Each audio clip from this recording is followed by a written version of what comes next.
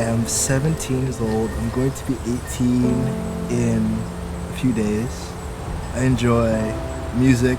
I enjoy cars. I enjoy food. I really want to do well in business. My ultimate goal would be to open up my own series of businesses tailored to management, finance, and cars and stuff like that.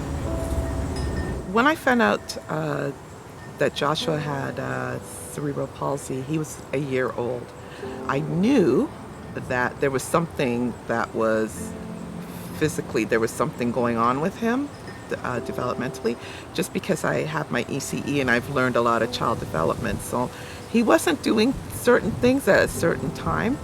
So I knew that there was something going on. I did eventually ask the doctor, what's going on? Does he have cerebral palsy? I'm not sure. And the doctor said, you don't know? I said, no one's ever told me.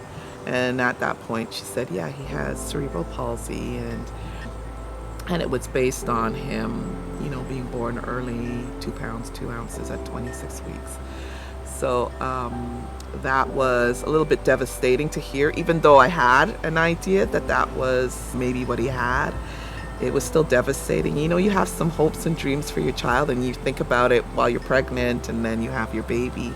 And then to find out that, okay, that has to change. Those hopes and dreams I had for him are kind of gone, and I've got to rethink what that's going to look like as he gets older. But yeah, it was still a bit devastating and that, but I couldn't think on the devastation for too long because I've got a child to look after and got to start thinking about what I need to do to help him along the way. So I was raising him on my own.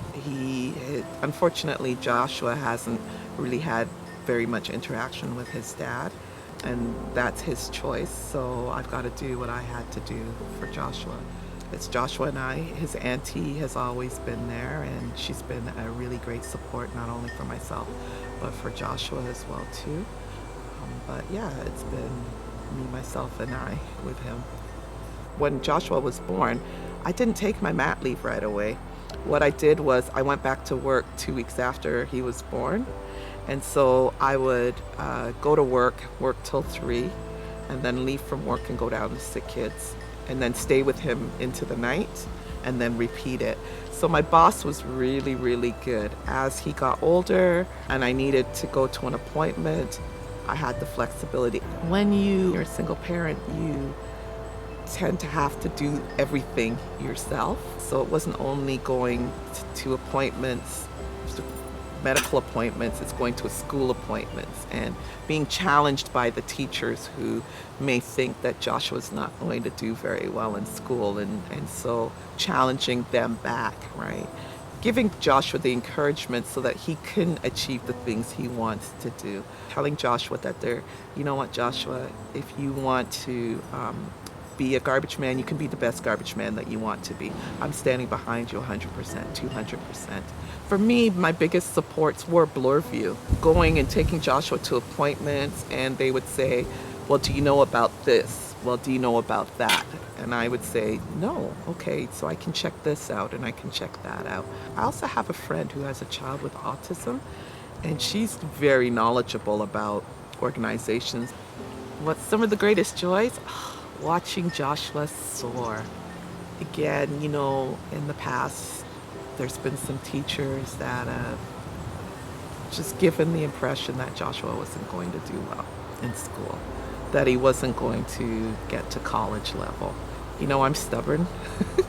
I'm a mama bear, and I thought differently.